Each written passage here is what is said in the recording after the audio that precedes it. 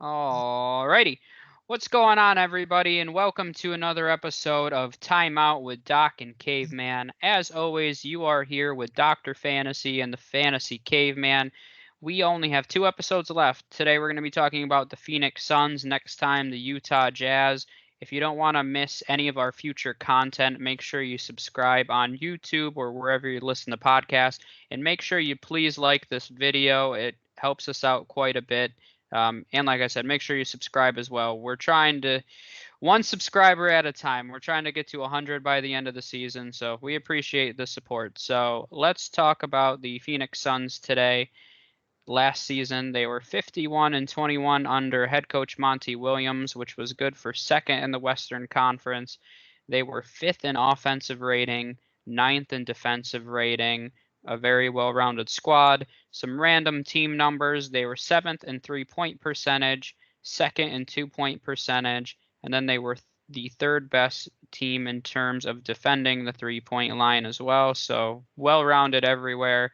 Individual season leaders, Devin Booker at 25.6 points, Chris Paul at 16.4, DeAndre Ayton at 14.4, rebounds DeAndre Ayton at 10.5, assists Chris Paul at 8.9, steals Chris Paul 1.4, DeAndre Ayton with blocks at 1.2. So it's no secret who this team's best three players are. So, Caveman, though, anyone else stick out to you? Who impressed from the Suns last year? I mean, I'll let you talk about Chris Paul if you want, and how he was able to like seamlessly gel with this team. But the guy for me is Cameron Payne. This was a guy, man, was he a menace in that finals versus the Bucks? But that's another thing. He was a menace. But this is a guy, and I like these stories where guys revive their career from almost being dead, and that was the reality with Cameron Payne. The past several seasons, he was bounced around to 4 or 5 different teams in 2 years. Yeah, he was playing overseas because nobody wanted to sign him too. Couldn't find a real role in the NBA. Nobody wanted him, and this past season he kind of rose from the dead and had solid averages. I mean, averaged 8.5 points, 2.4 rebounds, 3.6 assists off the bench. And he just, on a nightly basis, he just did whatever the team needed him to do. If it was come in and put up some points, that's what he did. If it was kind of lead that second unit as a primary ball handler and playmaker, he did that. He's also, and this has to be one of your boys. He's a very big hustle and energy guy. You always see him diving for the loose ball, and just especially in that finals versus the Bucks. It seems like every loose ball, Cameron Payne was on that ball. Mm-hmm. It's like every loose ball, Cameron Payne was in the game and he was on the ball. He out hustled everybody on the court.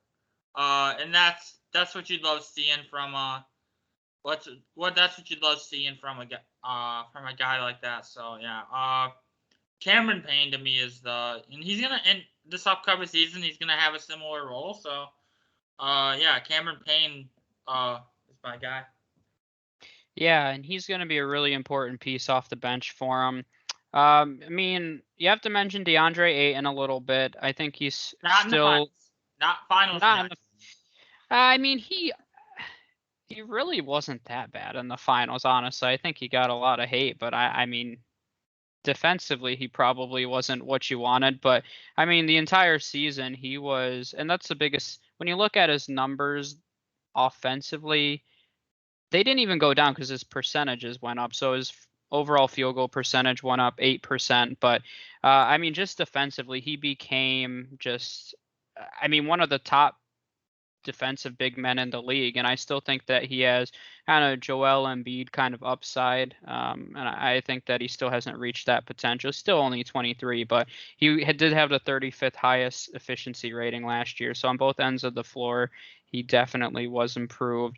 I mean, you have to mention Chris Paul a little bit. This is a team 2 years ago that, in order to get DeAndre Ayton, only won 19 games. So the turnaround that they've had over the last few years is really impressive. And what Chris Paul did in year one was, I mean, I liked this team. I didn't think they were going to go to the finals. I had them, I believe, as my 4th seed last year, which was definitely much higher than everybody else, but even I undershot it. But the thing with Chris Paul that a lot of people didn't talk about, everyone was talking about Kyrie Irving's legendary, 90, 50, 40 season. Chris Paul almost did that too.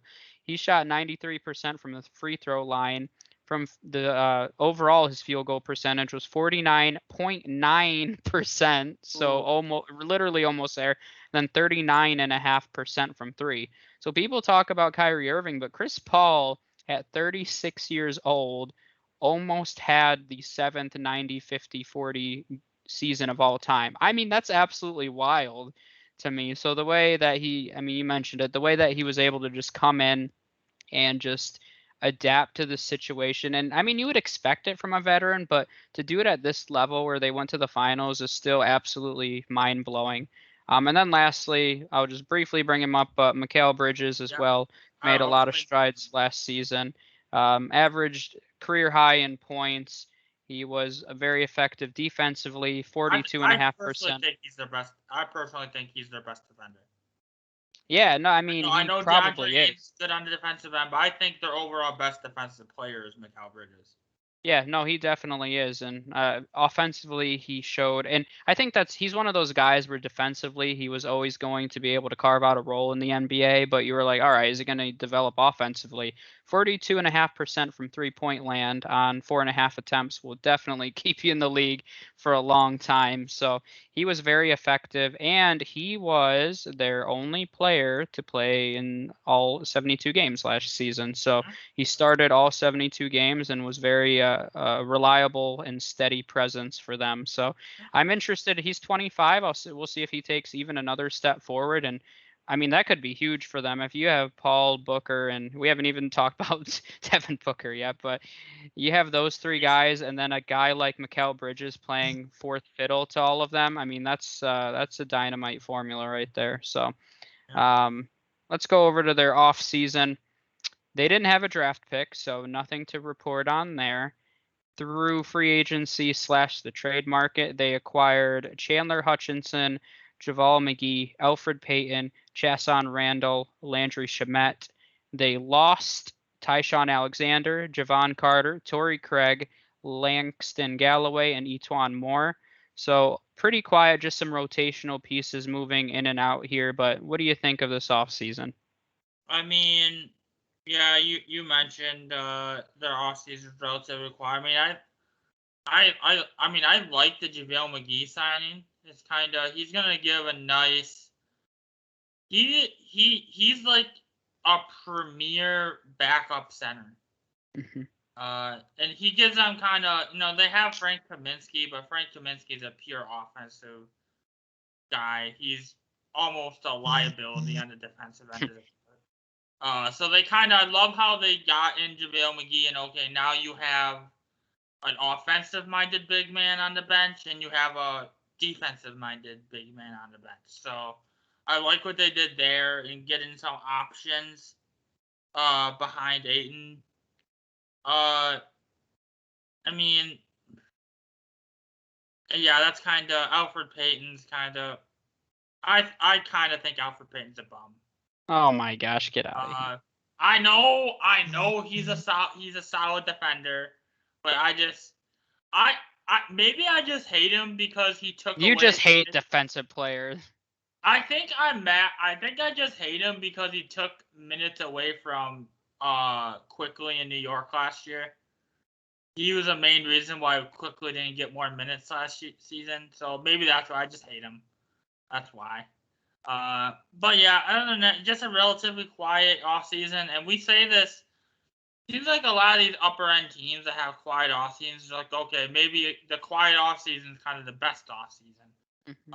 And I think with the Suns, I don't think there was really a need to do much. I mean, they brought probably their biggest off season move was extending Chris Paul. He got a pretty solid extension from him. So, yeah, overall, you're relatively quiet all season. Just some decent depth to go with what they already have. Yeah, and I mean, this is a Oh, Shemet. team that whenever you have an off season like this, you can tell they believe that they have a championship team in place and they don't need to make significant moves in order to win a championship. I mean, they have the core in place, so why shake it up and do anything crazy? I mean, you look at the players that they lost. Alfred Payton is Javon Carter, who I mentioned previously in another episode.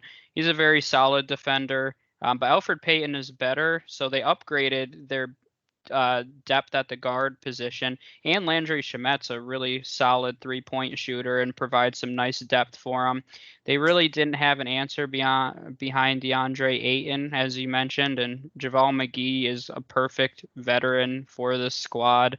And DeAndre Ayton's had some injury problems in the past, so I think that's pretty important to have somebody you can rely on behind him and potentially reduce Clearly, his they don't want Frank Kaminsky playing all those minutes. Yeah, screw that guy. Besides that, yeah, I mean, just a lot of rotational pieces. But I think overall, this was a team that was second in the Western Conference, very close to being the best team in the Western Conference. I think they got better, honestly. I think the rotational pieces that they moved on from and the rotational pieces they brought in are better. So I like it. I don't think they needed to do a lot, but they made kind of moves on the margin to become better, and I like that. So let's go through their depth chart here. In the backcourt, Devin Booker and Chris Paul. Behind them, names we've already mentioned: Landry Shamet, Cameron Payne, Alfred Payton. Very solid there. At the three, you have Mikhail Bridges. Behind him, Cam Johnson. Dario Saric, who played 18 minutes a game for him last year, is going to be out a good chunk of the season. He tore his ACL in game one of the finals last year. So it hurts their wing depth a little bit because he was pretty solid for him last season. At the four, they have my boy Jay Crowder. Cam Johnson will back him up, and then it's at the five slash backing him up. You have Jalen Smith, Frank Kaminsky, and JaVale McGee, and then DeAndre Ayton starting at the five. So nice starting five, nice depth here. One of the things that still blows my mind is Jalen Smith. I mean, they took him 10th overall, which was shocking. He barely played last season. With bringing JaVale McGee in, it seems to me they don't have a lot of confidence in him quite yet. Maybe he still needs another year of development. But, I mean, this is the kind of guy to me where I'd rather have him getting a lot of minutes developing in the G League than just rotting Yeah. on the bench. So I don't know if that's a decision that'll be made at some point, and you don't always see that with top 10 picks. But at this point, I mean, where is he going to play? So I just let him play 25, 30 minutes in the G League. But what do you think? That's another whole topic, but go ahead and talk about the depth chart a little bit, Caveman. I mean, yeah, you mentioned they're definitely the front court they're set. They got Ayton and Crowder, but then you got, like I said, they got Frank the Tank, McGee, Jalen Smith. I mean, yeah, but it might be better for him to play in the G League for a bit, but I mean, he's gonna provide a depth piece, but when you're talking about a top 10 pick, that's not you don't just want your top 10 pick to be a depth piece. Yep. You kind of want him to have a role, and he doesn't have a huge role as of now, unless something were to happen to either Ayton or JaVale McGee. The wing depth is, I mean, they have Bridges, Cam Johnson, but not really great options.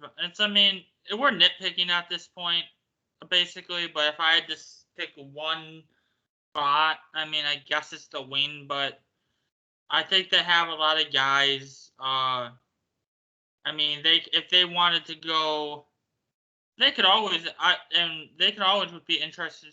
Devin Booker, I think, could play the three as well if they needed him to, and you could play a guy like Paul, and if you wanted to go Paul and Shamet, so they do have a little bit of flexibility, but yeah, overall it's still solid depth all the way around. It's just nitpicking. So like we mentioned, when they have when you did what the Phoenix Suns did last year and overachieve, you might don't mess with a good thing, and that's kind of what their thought process is. And we didn't. And I'm surprised you haven't talked about it. We didn't talk. We haven't. You didn't even mention how good of a job Monty Williams did last season. Mm-hmm.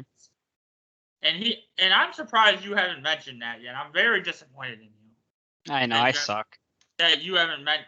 Monty Williams did a great job coming in, integrating. They had so many new. They not just Chris Paul, but they had several new pieces that they were able to integrate into this team. And they really, and it almost like they didn't need a lot of time to just gel. Like they clicked fairly quickly.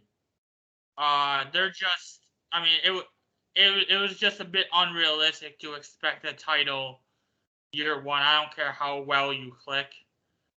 It was a lot to expect year one, but going forward, they may have hurt themselves in this regard. Now they're like, okay, you made the finals last year. Like now, if they don't at least make it back again, it's kind of considered a disappointment. Mm-hmm.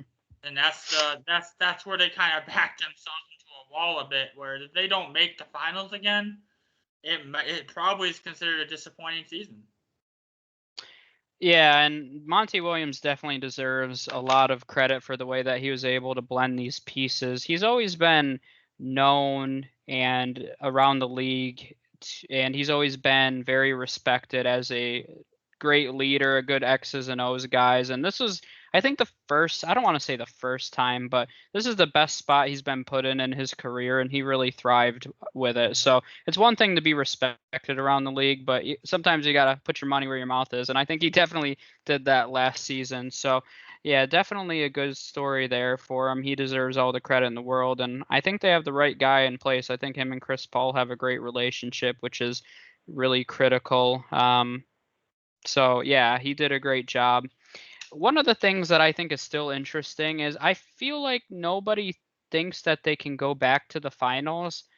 And honestly, I don't understand why. I don't see any good reasons. Everybody's just enamored with the Lakers and their all 60-year-old squad. I don't see any reason that the Suns can't win the whole thing. They have, when you list out all the important factors of winning, they have a good head coach. They have a superstar. They have veteran leadership. They have depth. They have three-point shooting.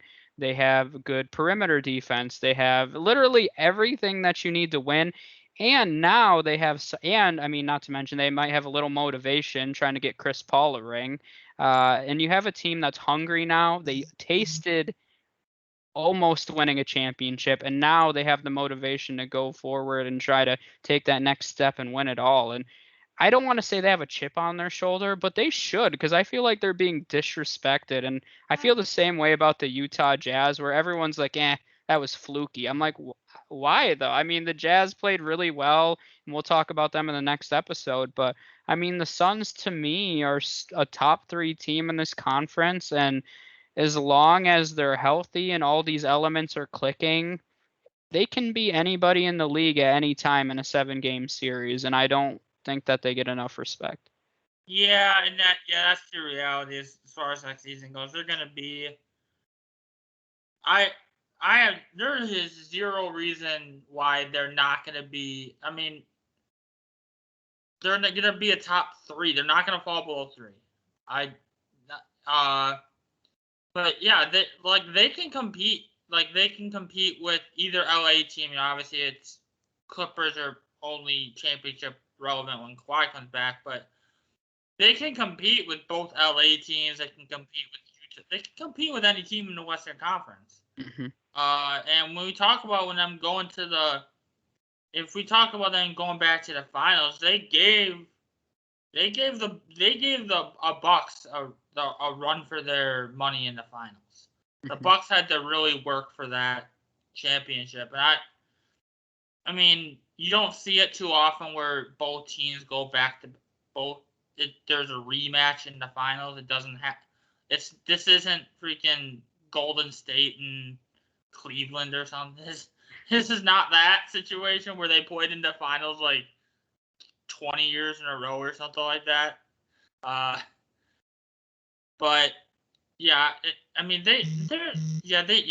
agree. They don't get enough respect for what they were able to accomplish last season, and it would not shock me one bit if they were to make it back to the finals. I mean, everybody's talking about the Lakers, but if we're being honest, relying on Anthony Davis, LeBron James, and Russell Westbrook to first of all be healthy for a whole season and be able to be available every night come postseason. I mean, that is a tall ask.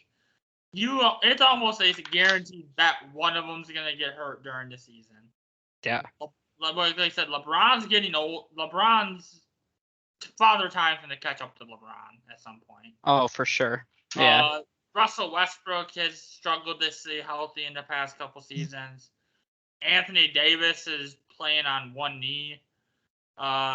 So yeah, but Phoenix Suns have as good a chance as anybody to go back to the finals. Yeah, and I think it's interesting because as we've been doing the team breakdowns, I'm thinking in the back of my head who I'm going to have winning it all and who I imagine the conference finals. And I think I'm starting to get a clear picture in my mind as we're reviewing these top teams. So I'm excited. I've mentioned a few times. Spoiler alert, Jordan may or may not have the Phoenix Suns in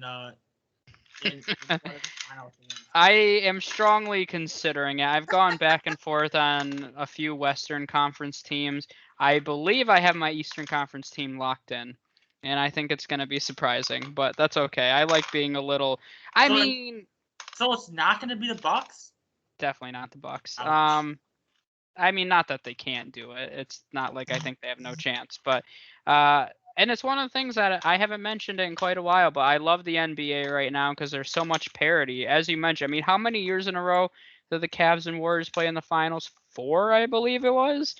4 straight seasons they played in the finals. You're not gonna. I mean, maybe the Bucks and Suns, but the Suns and Bucks fans, but I would bet my entire life savings that it will not be the Suns and Bucks. There's just too many good teams in the NBA right now, and as much as they're super teams, I mean, the Bucks weren't a super team and they won last season, and I think the Suns, I wouldn't consider them a super team, and they could. I mean, I think a lot of these top tier, there's a lot of question marks with the Nets or the Lakers. I don't think anyone's 100. Well, there's some people that are 100% sold on them, but they shouldn't be. But there's a lot of question marks, so I think it's anybody's game.